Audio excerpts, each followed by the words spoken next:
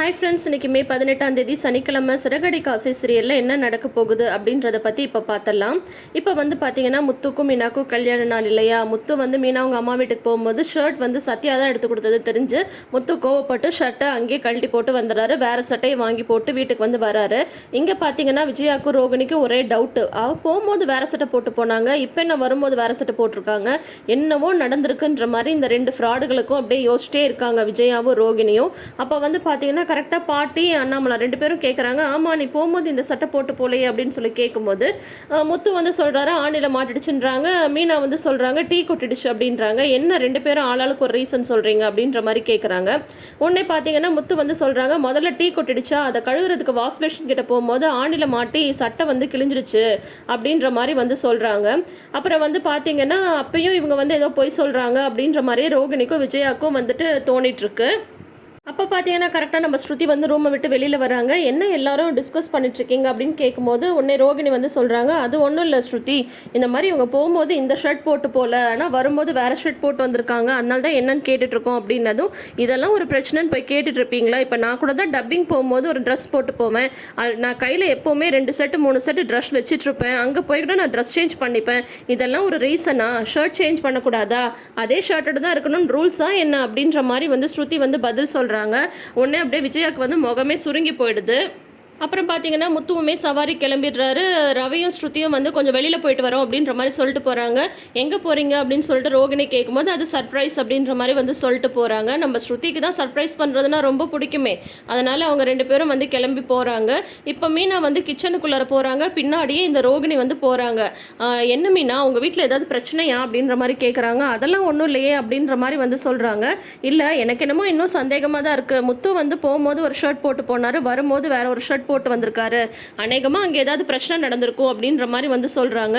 உடனே மீனா சொல்கிறாங்க, அங்கே என்ன பிரச்சனை நடந்திருந்தா அதை பற்றி உங்களுக்கு என்ன ரோகிணி, ஏன் இதெல்லாம் கேட்டுட்ருக்கீங்க, எது வேணால் நடந்திருக்கும், அது எல்லாத்தையும் உங்ககிட்ட சொல்லணுமா அப்படின்ற மாதிரி வந்து சொல்கிறாங்க. உடனே ரோகிணி சொல்கிறாங்க, இப்போ உங்களுக்கு கோவம் வருதில்ல, இதே மாதிரி தான் என் ஃபேமிலி பற்றி என் அப்பாவை பற்றி தேவையில்லாமல் நீங்கள் வந்து தலையிடுறது பேசுகிறது எல்லாமே வந்து எனக்குமே கோபம் வரும். அன்றைக்கி வந்து எங்கள் அப்பா பணம் அனுப்பினப்போ அத்தனை கேள்வி கேட்டீங்க, அதுக்கு நீங்கள் என்ன ரீசன் சொன்னீங்க, அவங்க அண்ணனா அவர் வந்து கேள்வி கேட்குறாரு அப்படின்ற மாதிரி வந்து சொன்னீங்கல்ல, இன்றைக்கி வந்து அதே வந்து உங்களுக்கு நடந்தால் உங்களுக்கு கோவம் வருதா, இதுக்கு தான் சொல்கிறேன், நம்ம எல்லாரும் ஒரே வீட்டில் இருக்கலாம், ஆனால் அவங்கவுங்களுக்குன்னு தனி குடும்பம் இருக்குது, அவங்கவுங்க விஷயத்த அவங்கவுங்க பார்த்துக்கிட்டா போதும், யாரோட விஷயத்துலையும் யாரும் தலையிடாமல் இருக்கிறது தான் நல்லது.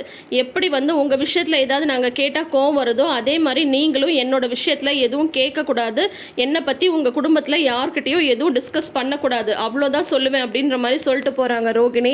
என்ன டைரக்டர் சார், இங்கேயும் வந்து ரோகிணிக்கு வந்து சப்போர்ட்டுங்களா, அன்னைக்கு வந்து முத்து கேள்வி கேட்டது வந்து பார்த்தீங்கன்னா அவங்க அப்பாவோட பணத்தை அவர் திருடிட்டு போயிடுறாரு, அதனால் வந்து மனோஜை கேள்வி கேட்குறாரு, முத்து இப்போ ஏது காசு அப்படின்னு சொல்லிட்டு கேட்குறாரு, அதுவும் இன்னைக்கு மீனா வீட்டில் நடந்தது ஒன்றா. ஒரு சின்ன கேப் கிடைச்சாலும் ரோகிணிக்கு சப்போர்ட் பண்ணுறதை மட்டும் நம்ம டைரக்டர் வந்து நிறுத்தவே மாட்டேன்றாரு. சரி பார்க்கலாம் என்ன தான் நடக்குதோ.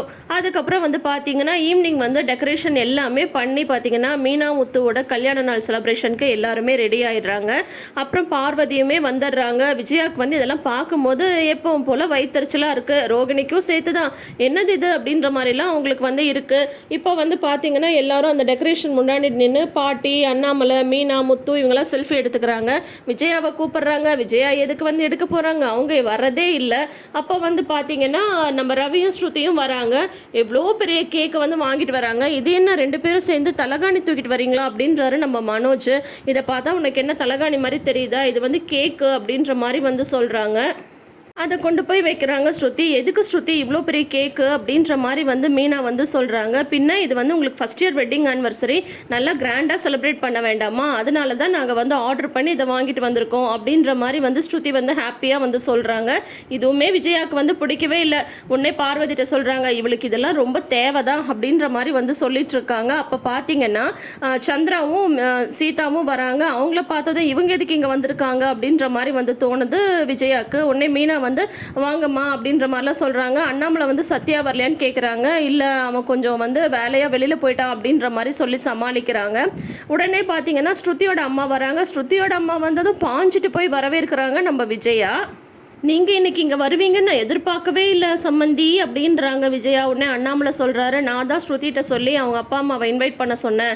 ஒரு ஃபங்க்ஷனில் ஆரம்பித்த பிரச்சனை இன்னொரு ஃபங்க்ஷனில் முடியட்டும் அப்படின்றதுக்காக தான் அவங்கள வந்து வர சொன்னேன் அப்படின்ற மாதிரி வந்து சொல்கிறாங்க. இருந்தாலும் உங்களுக்கு ரொம்ப பெரிய மனசு சம்மந்தி, இவங்க ஃபங்க்ஷனுக்கு நீங்கள் வந்திருக்கீங்க பாருங்கள், எனக்கு ரொம்ப ரொம்ப சந்தோஷம் அப்படின்னு சொல்லிட்டு வாயெல்லாம் பல்லா இருக்குது இந்த விஜயாவுக்கு. ஒரு நிமிஷம் அப்படின்னு சொல்லிட்டு இந்த ஸ்ருதியோட அம்மா என்ன பண்ணுறாங்க, மீனாக்கு வந்துட்டு நடந்ததெல்லாம் எதுவும் மனசில் வச்சுக்காதம்மா, நீயும் என்னோட பொண்ணு மாதிரி தான், இதுவும் என்னோட குடும்பம் தான் அப்படின்ற மாதிரி சொல்லிட்டு மீனாக்கு வந்து கிஃப்ட் பண்ணுறதுக்கு 2 தங்க வளையல் வந்து கொடுக்குறாங்க. உடனே வந்து பார்த்தீங்கன்னா விஜயாவுக்கு வந்து என்னது சம்மந்தி அப்படின்னு சொல்லும் போது, இன்னைக்கு வந்து மீனாக்கு கல்யாண நாள் இல்லையா, எப்படி வெறுங்கையோடு வந்து வாழ்த்த முடியும், அதுக்காக தான் இந்த கிஃப்ட் அப்படின்னதும், பரவாயில்ல சம்மந்தி, நீங்கள் மறுபடியும் பெரிய மனுஷன்றதை காட்டிட்டீங்க. இங்கே வந்து பெத்த பொண்ணுக்கு வந்து வாழ்த்து சொல்கிறதுக்கு எல்லாம் வெறுங்கையோடு வராங்க. நீங்கள் என்னன்னா நீங்கள் இப்படி அவ்வளோ காஸ்ட்லியான ஒரு கிஃப்ட்டை வேற வாங்கிட்டு வந்திருக்கீங்க, உங்கள் மனசு வேற யாருக்காவது வருமா அப்படின்ட்டு அப்படியே சந்திராவை பார்க்குறாங்க. உடனே மீனா வந்து ஒரு நிமிஷம் அதை கொடுங்களேன் அப்படின்னு சொல்லிட்டு வாங்கிட்டு அந்த வளையலை கொண்டு போய் ஸ்ருதி கையில் வந்து போடுறாங்க. ஸ்ருதி சொல்கிறாங்க, இது உங்களுக்காக வாங்கிட்டு வந்த கிஃப்ட் அப்படின்றாங்க. உடனே மீனா வந்து சொல்கிறாங்க, இது உங்களுக்கு தான் ரொம்ப அழகாக இருக்குது ஸ்ருதி, நீங்களே போட்டுக்கோங்க அப்படின்னு சொல்லிட்டு, நான் எப்போவுமே இந்த தங்க நகைக்கெல்லாம் ஆசைப்பட்டதே கிடையாது, நீங்கள் வந்தீங்கல்ல அதுவே எனக்கு ரொம்ப சந்தோஷம் அப்படின்ற மாதிரி வந்து சொல்லிடுறாங்க மீனா. உடனே அவங்களுக்கு ரொம்ப இரிட்டேஷனாக ஆகிடுது. விஜயாவுக்கு வந்து இவளுக்கு தங்க வெள்ளை கொடுத்தா கொழுப்பு தானே அப்படின்ற மாதிரி சொல்கிறாங்க விஜயா. உடனே பார்வதி சொல்கிறாங்க, அவளுக்கு கொடுக்குறாங்கன்னு உனக்கு வைத்தறிச்சலாம், இல்லை உனக்கு கொடுக்கலன்னு வைத்தறிச்சலான்னு பார்வதி வந்து கேட்குறாங்க. அதுக்கப்புறம் வந்து பார்த்தீங்கன்னா இந்த ஸ்ருதியோட அம்மா, என்ன இவ்வளோ வெக்கையாக இருக்குது, ஏசி இல்லையா அப்படின்ற மாதிரி வந்து கேட்குறாங்க. ஏசி இருக்குது சம்மந்தி, ரூமில் இருக்குது அப்படின்னு சொல்கிறாங்க விஜயா. ஏன் சம்மந்தி இந்த மாதிரி வந்து இவ்வளோ வெயிலில் வந்து ஏசி இல்லாமல் ஏன் கஷ்டப்படுறீங்க, நான் வேணால் ஒரு ஏசி எடுத்துகிட்டு வந்து இங்கே ஹாலில் மாட்டிடவா, சென்ட்ரலைஸ்ட் ஏசி அப்படின்ற மாதிரி வந்து சொல்கிறாங்க. அப்படியெல்லாம் கூட ஏசி விற்கிதா அப்படின்ற மாதிரி வந்து கேட்குறாங்க விஜயா. உடனே மனோஜ் வந்து சொல்கிறாங்க, ஆமாம்மா அது சென்ட்ரலைஸ்ட் ஏசி, ஹாலில் போட்டால் வீடு ஃபுல்லாகவே வந்து சில்லுன்னு இருக்கும் அப்படின்ற மாதிரி சொல்கிறாங்க. நான் தான் வந்து சீர்வரிசை எதுவுமே பெருசாக ஸ்ருதிக்கு பண்ணலையே, நான் வேணா ஏசி வாங்கிட்டு வந்து மாட்டுறேன் அப்படின்னது. உடனே வந்து பாட்டி வந்து திட்டுறாங்க, எதுக்குமா ஏசி எல்லாம், ஜன்னல் திறந்து விட்டாவே நல்லா காற்று வரும், இங்கே எல்லாம் இருக்கிற மரத்தெல்லாம் வெட்டிட்டு அதுக்கப்புறம் வெயிலுன்னா வெயிலாக தான் இருக்கும் அப்படின்ற மாதிரி வந்து சொல்கிறாங்க.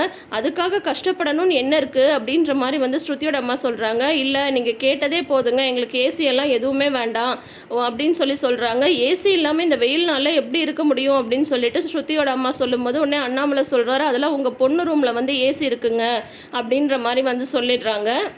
இந்த ஹால்லையும் ஒன்று மாட்டிடலாமே அப்படின்ற மாதிரி வந்து சொல்கிறாங்க ஸ்ருதியோட அம்மா. அதெல்லாம் எங்களுக்கு எதுவும் வேணாங்க, எங்களுக்கு வந்து இருக்கிற மாதிரி இருந்தால் அதுவே ரொம்ப சந்தோஷம், எங்களுக்கு வேண்டியது வந்து ஏசி கிடையாது, ஸ்ருதிக்கு தேவை உங்களோட ஆசி தான் அப்படின்ற மாதிரி வந்து அண்ணாமலை சொல்கிறாரு. உடனே முத்து வந்து சூப்பர்ப்பா அப்படின்ற மாதிரி வந்து சொல்கிறாங்க.